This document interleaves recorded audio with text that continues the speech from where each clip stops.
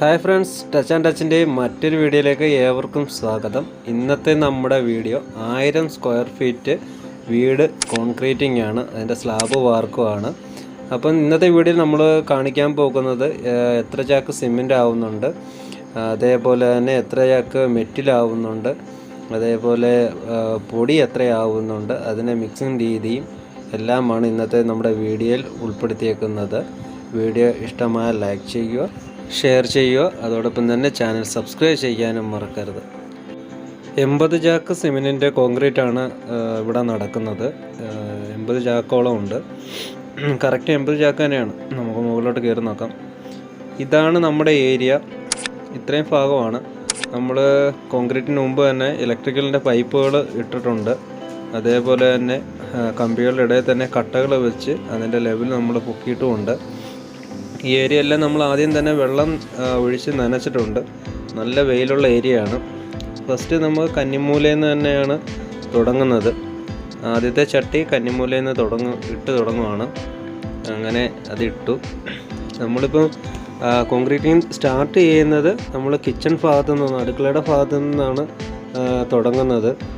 4 inch കനത്തിലാണ് concreting വീഴുന്നത്.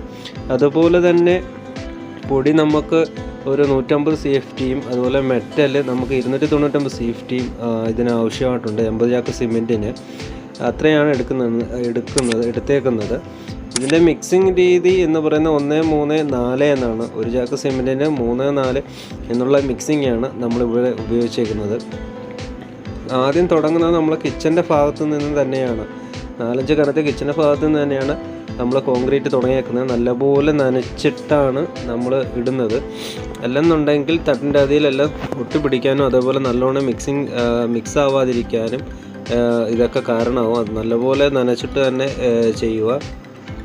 അതേപോലെ vibrator അടിക്കുന്നത് നമ്മൾ ഫസ്റ്റ് ലെയർ അടിച്ച് നമ്മൾ ഇറക്കുന്നുണ്ട്. വൈബ്രേറ്റർ നല്ലോണം ഇറക്കിയിട്ട് സെക്കൻഡ് ലെയറിൻ്റെ മണ്ടയിൽ കൂടെ ചെറുതായിട്ട് ഓടിക്കുന്നുണ്ട്. നല്ലപോലെ വൈബ്രേറ്റർ അടിക്കാൻ നോക്കുക. ചില പണിക്കാരാണെങ്കിൽ ജസ്റ്റ് ഒന്ന് വെച്ചിട്ട് എടുക്കും. പക്ഷേ നമ്മളങ്ങനെ ചെയ്തിട്ടില്ല. നമ്മൾ നല്ലപോലെ തന്നെ അടിച്ച് ഇറക്കിയിട്ടുണ്ട്.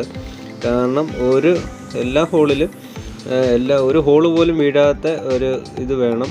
ഹോളുകൾ വീഴാൻ പാടില്ല. അതുകൊണ്ട് തന്നെ നമ്മൾ എല്ലാ സൈഡുകളും ഷീറ്റിൻ്റെ സൈഡുകൾ നമ്മൾ പേപ്പർ വെച്ച് അടച്ചിട്ടുണ്ട്. ഒരു ഗ്യാപ്പ് പോലും വീഴാത്ത രീതിയിലാണ് നമ്മൾ ഇവിടെ സെറ്റ് ചെയ്തേക്കുന്നത്. അങ്ങനെ ആദ്യത്തെ മാലി തിരിച്ച് നമ്മൾ ഇട്ട് തുടങ്ങിയേക്കുവാണ്. അതുകൊണ്ട് പെട്ടെന്ന് തന്നെയാണ് നമുക്കത് ചെയ്യാൻ പറ്റും. മാലി തിരിച്ച് എളുപ്പം ഇട്ട് വരുവാണെങ്കിൽ എളുപ്പം തന്നെ നമുക്കത് കംപ്ലീറ്റ് ചെയ്യാൻ പറ്റും.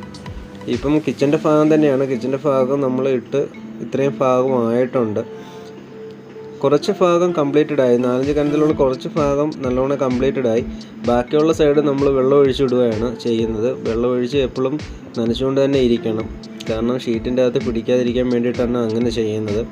മിക്സിങ് നല്ല രീതിയിൽ തന്നെയാണ് മിക്സ് ചെയ്ത് എടുക്കുന്നത്. ഓവർ ലൂസായിട്ട് നമ്മൾ എടുക്കുന്നില്ല. നല്ലൊരു മീഡിയം രീതിയിൽ തന്നെയാണ് നമ്മൾ ചെയ്തേക്കുന്നത്. അടുത്ത മാലി നമ്മൾ തിരിച്ചേക്കുവാണ്. അടുത്ത മാലി നമ്മൾ തിരിച്ചു. അതും ഡബിൾ കിച്ചൻ്റെ ഭാഗമായതുകൊണ്ട് ആണ് അവിടെ തിരിച്ചേക്കുന്നത്. അവിടെയും തിരിച്ച് നമ്മൾ ഇട്ട് തുടങ്ങി. രാവിലെ തന്നെ വെയിലിന് നല്ല ചൂടാണ്. അതുകൊണ്ട് പെട്ടെന്ന് തന്നെ സെറ്റാവും. അതുകൊണ്ട് നല്ലൊരു കാര്യം തന്നെയാണ്. പെട്ടെന്ന് തന്നെ സെറ്റാവുന്നത് കൊണ്ട് നമുക്ക് കുഴപ്പമില്ല. അപ്പം കിച്ചൻ്റെ ഒരു ഭാഗം നമ്മൾ കംപ്ലീറ്റ് ചെയ്തു. അതേപോലെ വൈബ്രേറ്റർ അടിക്കുമ്പോൾ നല്ല രീതിയിൽ തന്നെ അടിക്കാനും ശ്രദ്ധിക്കണം. നല്ല രീതിയിൽ തന്നെ നമ്മൾ വൈബ്രേഷൻ ചെയ്യിക്കുന്നുണ്ട്. അതേപോലെ ബംഗാളികളായതുകൊണ്ട് ചറ ഓടി നടന്നാണ് ഇടുന്നത്. നമ്മളത് പ്രത്യേകം ശ്രദ്ധിക്കേണ്ടത് ഇലക്ട്രിക്കൽ പൈപ്പുകളാണ്. ഇലക്ട്രിക്കൽ പൈപ്പുകൾ ഊരിപ്പോകാൻ ചാൻസ് ഉണ്ട്. അതിനെപ്പോഴും കൂടെ ഒരാൾ വേണം. കാരണം ഇവന്മാരോടൊത്ത് എത്ര പറഞ്ഞാലും ഇവന്മാർ അത് കേൾക്കത്തില്ല. അവന്മാർ അതിനെ മണ്ടയിൽ കൂടെ തന്നെ ചവിട്ടി പോകത്തുള്ളൂ. ചവിട്ടി അങ്ങനെ പോകുമ്പോൾ നമ്മൾ ഒട്ടിച്ച് വെച്ചേക്കുന്ന ജംഗ്ഷനിൽ നിന്നുള്ള പൈപ്പുകൾ ഇറങ്ങിപ്പോകാൻ ചാൻസ് ഉണ്ട്. അതുപോലെ തന്നെ നമ്മൾ ബീമിനൊക്കെ നമ്മൾ കോൺക്രീറ്റ് ഇറക്കുമ്പോൾ നല്ല രീതിയിൽ തന്നെ വൈബ്രേറ്റ് ചെയ്യണം. പലയിടത്തും കണ്ടുവരുന്ന ഒരു കാര്യമാണ് ബീമുകൾക്കെല്ലാം ഹോള് വീണ് ഇരിക്കുന്ന ഒരു രീതി. അങ്ങനെ വരാതിരിക്കാൻ വേണ്ടി നല്ലവണ്ണം ശ്രദ്ധിക്കണം. ഇത് മാസ്റ്റർ ബെഡ്റൂമും അതേപോലെ തന്നെ ബാത്റൂമിൻ്റെ സൈഡാണ്. അവിടെ നമ്മൾ നീളത്തിൽ തന്നെ മാലി തിരിച്ച് ആ ഏരിയ കംപ്ലീറ്റ് ചെയ്ത് ഇങ്ങോട്ട് വരുന്നുണ്ട്. കിച്ചൻ്റെ ഭാഗവും അതുപോലെ തന്നെ സ്റ്റെയർ കയറുന്ന ഭാഗവും നമ്മളിപ്പം കംപ്ലീറ്റ് ചെയ്തിട്ടുണ്ട്. ഇപ്പോൾ ഇടാൻ പോകുന്നത് മാസ്റ്റർ ബെഡ്റൂമിൻ്റെ ഭാഗമാണ്. മാസ്റ്റർ ബെഡ്റൂമിൻ്റെയും അതേപോലെ തന്നെ ബാത്റൂമിൻ്റെ ഭാഗമാണ്. മിക്സിങ്ങിനകത്ത് യാതൊരു വ്യത്യാസം വരുത്തിയിട്ടില്ല. മിക്സിങ് അതുപോലെ തന്നെയാണ് നമ്മൾ ചെയ്തേക്കുന്നത്. പ്രത്യേകം ശ്രദ്ധിക്കേണ്ടത് ഇലക്ട്രിക്കൽ പൈപ്പുകൾ ഇട്ടിട്ടുള്ളതാണ്. കാരണം ഇങ്ങനെ പെട്ടെന്ന് സ്പീഡിൽ അങ്ങോട്ടും ഇങ്ങോട്ടും നടന്നു പോകുമ്പോൾ പൈപ്പുകൾ ഊരാൻ ചാൻസ് ഉണ്ട്. പൈപ്പുകൾ ഊരും. അങ്ങനെ ഊരിക്കഴിഞ്ഞാൽ സീലിങ്ങിൻ്റെ അകത്തായതുകൊണ്ട് പിന്നീട് ഒന്നും ചെയ്യാൻ പറ്റാത്തൊരവസ്ഥ വരും. നമ്മളിപ്പം കിച്ചൻ്റെ സൈഡും അതേപോലെ തന്നെ ബാത്റൂമും അതേപോലെ മാസ്റ്റർ ബെഡ്റൂമും കംപ്ലീറ്റ് ചെയ്തിട്ടുണ്ട്. അത് ലെവൽ ചെയ്ത് വരികയാണ് ചെയ്യുന്നത്. ഈ ഭാഗം എന്ന് പറയുന്ന ബെഡ്റൂമും അതേപോലെ ഓപ്പൺ ബാത്റൂമിൻ്റെയും ഭാഗമാണ്. സ്റ്റെയറിൻ്റെ തൊട്ട് താഴെ സൈഡും ഒരുമിച്ച് ഒരു മാലയിൽ നമ്മൾ ഇടുവാണ്. വൈബ്രേറ്റർ നല്ലപോലെ തന്നെ നമ്മൾ കൊടുക്കുന്നുണ്ട്. ഇത് കിച്ചൻ്റെ ഭാഗം നമ്മൾ ഇട്ട ഭാഗമാണ്. കിച്ചനും അതേപോലെ ബാത്റൂമും മാസ്റ്റർ ബെഡ്റൂമിൻ്റെയും പാസേജിൻ്റെ ഏരിയയാണ്. അതിപ്പോൾ എപ്പോഴേ ഉണങ്ങി. അതിനകത്ത് നല്ല വെയിലടിക്കുന്ന ഏരിയയാണ്. ഇവിടെ ഇപ്പം തന്നെ നല്ല ചൂടത്താണ്, നല്ല പഴുത്തിരിക്കുകയാണ്. ഈ ഇട്ടുകൊണ്ടിരിക്കുന്നത് ബെഡ്റൂമും അതേപോലെ തന്നെ പാസേജുമാണ്. സ്റ്റെയർ പാസിൻ്റെ അവിടുത്തെ ഉള്ളതാണ്. അടുത്ത മാലി തിരിച്ച് നമ്മൾ വൈബ്രേറ്റർ ചെയ്യുകയാണ് ചെയ്യുന്നത്.